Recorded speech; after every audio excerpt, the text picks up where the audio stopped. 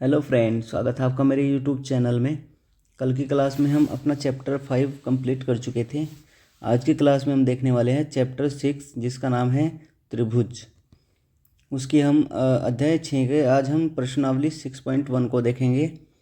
तो चलिए वीडियो को बिना देरी के शुरू करते हैं और लेते हैं प्रश्नावली 6.1 का पहला प्रश्न। यहाँ पर पहले प्रश्न में क्या दिया गया है?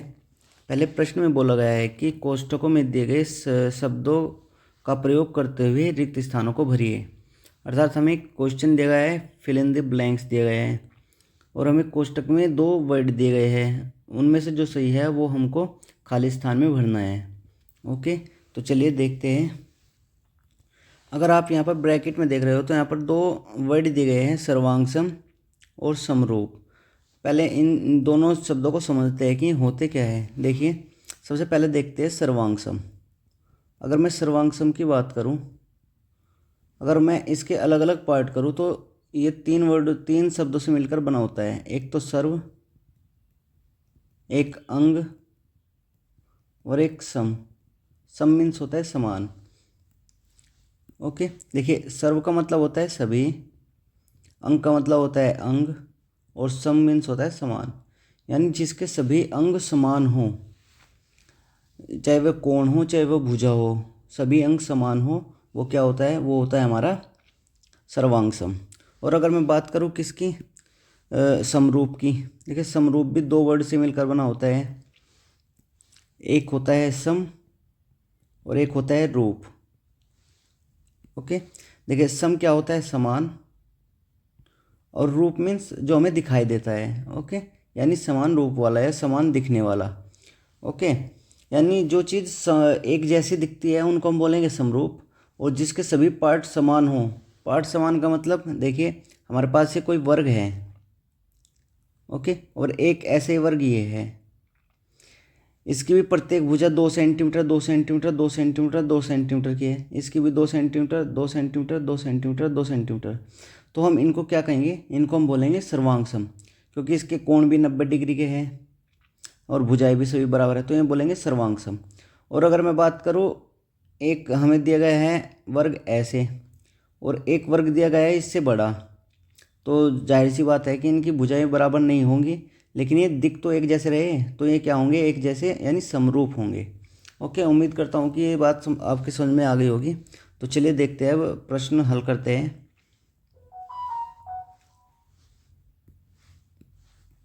मैं इसको मिटा देता हूँ।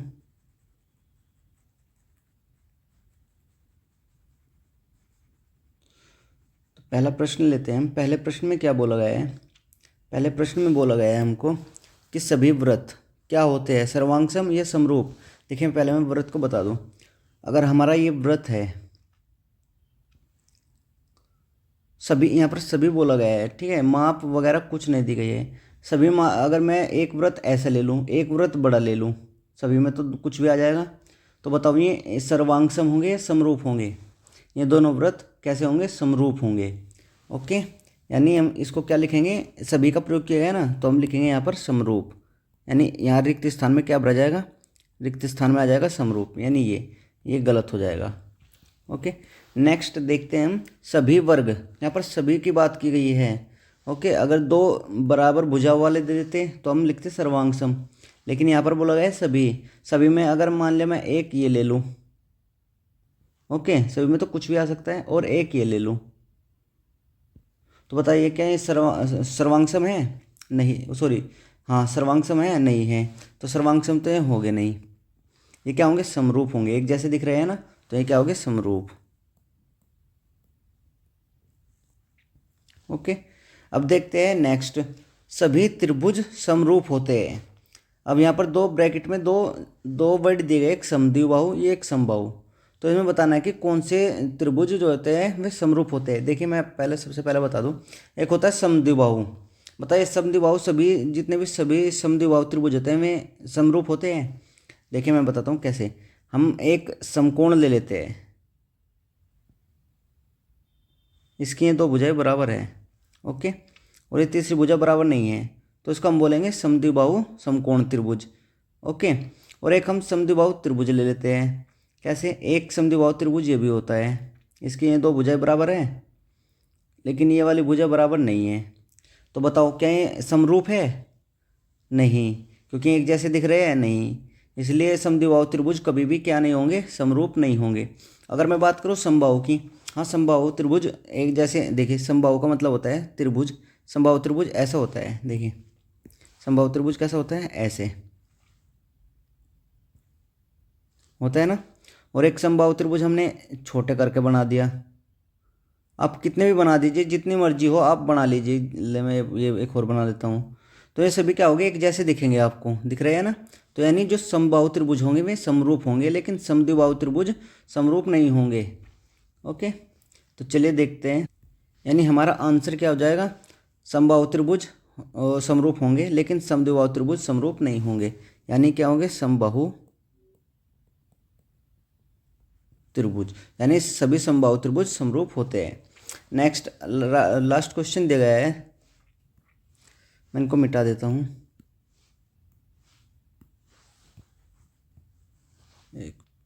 इनको मिटा देते हैं। लास्ट क्वेश्चन है हमारा, देखिए उसमें क्या बोला गया है। उसमें बोला गया है सब भुजाओं की समान संख्या वाले दो बहुभुज समरूप होते हैं। यानी जिनकी भुजाओं की संख्या समान होगी और बहुभुज होंगे वे समरूप होंगे यदि उनके संगत कोण होते हैं। संगत कोण देखिए मैं बताऊं आपको, भुजाओं की समान संख्या वाले दो बहुभुज, देखिए मैंने एक भुजाओं की ये ले लिया, ये भी एक बहुभुज है ना, और एक ये भी बहुभुज है। एक मिनट, अगर मैं बात करूँ ये भी क्या है, ये भी बहुभुज ही है एक प्रकार से। ओके, दोनों बहुभुज है, भुजाओं की संख्या भी समान है, लेकिन ये समरूप कब होंगे, समरूप कब होंगे यदि उनके संगत कोण, यानी एक आकृति और बना दूं मैं, देखो समरूप। ओके, ये और ये दोनों समरूप है, लेकिन ये समरूप कब होंगे, जब उनके संगत कोण बराबर होंगे। यानी ये वाला कोण और ये वाला कोण दोनों क्या होने चाहिए, बराबर होने चाहिए। ये कोण बराबर होने चाहिए, ये कोण बराबर होने चाहिए, और ये कोण बराबर होने चाहिए। इसलिए दोनों क्या है, समरूप है। यानी ये आकृति और ये आकृति दोनों क्या है, समरूप। लेकिन अगर आप यहाँ देख रहे हो, ये भी तो चार भुजाओं वाला बहुभुज है और ये भी चार भुजाओं वाला, लेकिन इनके जो संगत कोण है ना वो बराबर नहीं है। ये वाले ये कोण बराबर नहीं है, ये कोण बराबर नहीं है। ओके, इसलिए ये वाली और ये वाली आकृति समरूप नहीं होंगी। ठीक है, यानी संगत कोण क्या होने चाहिए, बराबर। तो हम इसमें क्या लिखेंगे, यदि उनके संगत कोण बराबर होते हैं। दूसरी बात क्या दी गई है, अब दूसरी बात को पढ़ते हैं। यदि उनकी संगत भुजाएं क्या संगत भुजाएं, देखिए संगत भुजाएं क्या, एक चीज़ और देखिए आप, दूसरी बात ये कही गई कि उनकी संगत भुजाएं कैसे होनी चाहिए। उनकी संगत भुजाएं समान अनुपात में होनी चाहिए, यानी इसका अनुपात और इसका अनुपात बराबर होना चाहिए। ओके, इसका अनुपात बराबर होना चाहिए, इसका अनुपात बराबर होना चाहिए, इसका अनुपात और इसका अनुपात बराबर होना चाहिए। ओके, लेकिन ये दोनों कंडीशन वो होनी चाहिए फुलफिल, कोण भी बराबर होने चाहिए और भुजाएं समानुपाती होनी चाहिए, तभी समरूप होंगे। लेकिन जब यहाँ पर कोण ही बराबर नहीं है, अगर भुजाएं समानुपाती भी है तो भी ये समरूप नहीं होंगे। ओके, तो यानी भुजाएं कैसी होनी चाहिए, भुजाएं होनी चाहिए कैसी, हमारी समानुपाती। तो उम्मीद करता हूँ कि ये क्वेश्चन पूरा समझ में आया होगा। चलिए अब देखते हैं नेक्स्ट क्वेश्चन।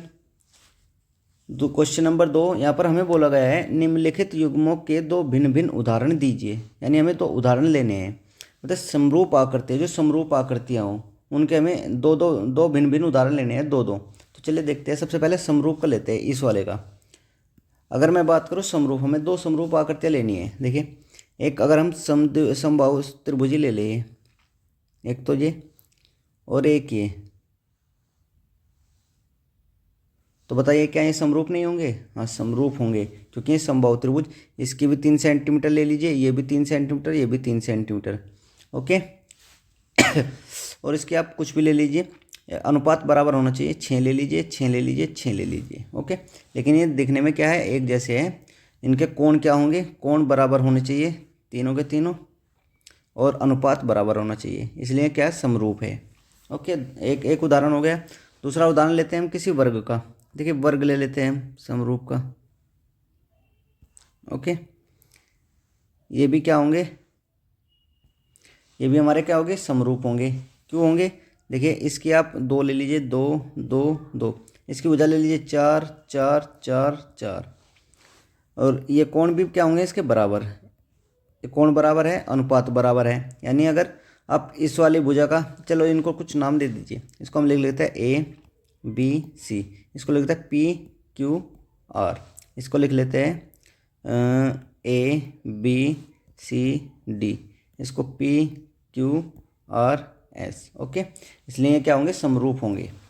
नेक्स्ट देखते हैं, अब 2 उदाहरण हमें इसके लेने हैं। एक उदाहरण ये हो गया, एक उदाहरण ये हो गया, ये समरूप आकृतियाँ है।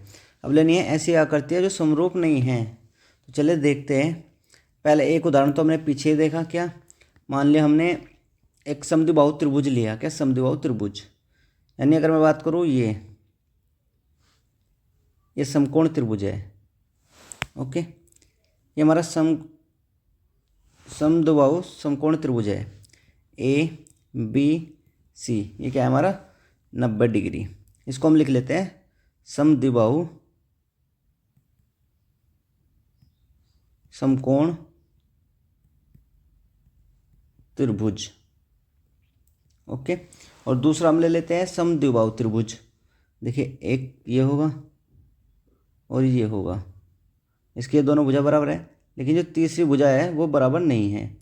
इसको हम लिखते हैं समद्विबाहु त्रिभुज। ये क्या है, समद्विबाहु, इसको हम नाम दे देते हैं पी क्यू आर, समद्विबाहु त्रिभुज। अब बताइए क्या ये समरूप है, नहीं, क्योंकि समरूप की एक कंडीशन होती है, क्या कि उसके जो संगत भुजा है उनका अनुपात बराबर होना चाहिए। चलो मान लिया संगत अनुपात बराबर भी है। ओके, इसका चलो मान लें इनकी भुजाओं का अनुपात बराबर है, लेकिन आप देख रहे होंगे इसका कोण, एक कोण 90 डिग्री है, लेकिन इसका कोण समद्विबाहु त्रिभुज का कोई भी कोण 90 डिग्री नहीं होता। ओके, ये चीज़ याद रखनी है आपको। तो ये भी क्या होंगे हमारे, ये भी समरूप नहीं होंगे। ये एक उदाहरण हो गया। अब दूसरी आकृति लेनी है, समरूप नहीं है। दूसरी आकृति देखिए आप, एक ये लीजिए, एक ये क्या है, अगर मैं इसकी बात करूं, इसका आपको सबको पता होगा ये क्या चीज़ है, पता है, ये होता है समलंब चतुर्भुज। और एक हमने ले लिया वर्ग। ओके, इसको मैं नाम दे देता हूँ ए बी सी डी, इसको नाम दे देता हूँ P Q R S. Okay, बताओ क्या ये समरूप है, नहीं, समरूप नहीं है, लेकिन है तो चतुर्भुजी, बहुभुजी है, 4 भुजा, दोनों में भुजाएं समान हैं, 4 भुजा, लेकिन समरूप नहीं है। ओके, क्योंकि भुजाओं का, पहली बात तो भुजाओं का अनुपात भी बराबर नहीं है और कोण भी बराबर नहीं है, इसलिए क्या होंगे, समरूप नहीं होंगे। हमारा ये दूसरी ऐसी उदाहरण हो गया, ऐसी आकृतियाँ है जो समरूप नहीं है। तो उम्मीद करता हूँ कि ये चीज़ भी समझ में आई होगी। अब नेक्स्ट और लास्ट क्वेश्चन देखते हैं हम। यहाँ पर हमें बताना है, बताइए कि निम्नलिखित चतुर्भुज समरूप है या नहीं। अब तो आपको सबको पता चला गया हो कि समरूप है या नहीं है। ओके, चलिए इसका आंसर कैसे लिखते हैं वो देखते हैं। यहाँ पर हम लिखेंगे कि ये तो पता चल गया होगा देखने से कि भाई दोनों आकृतियाँ समरूप है या नहीं है, वो तो हमें पता है, यानी दोनों आकृतियाँ, इसको हम ए नाम दे देते हैं और इसको नाम दे देते हैं बी। तो यहाँ पर लिखेंगे क्या, आकृति ए तथा बी, बताइए समरूप है या नहीं, समरूप नहीं है, समरूप नहीं है, समरूप नहीं है।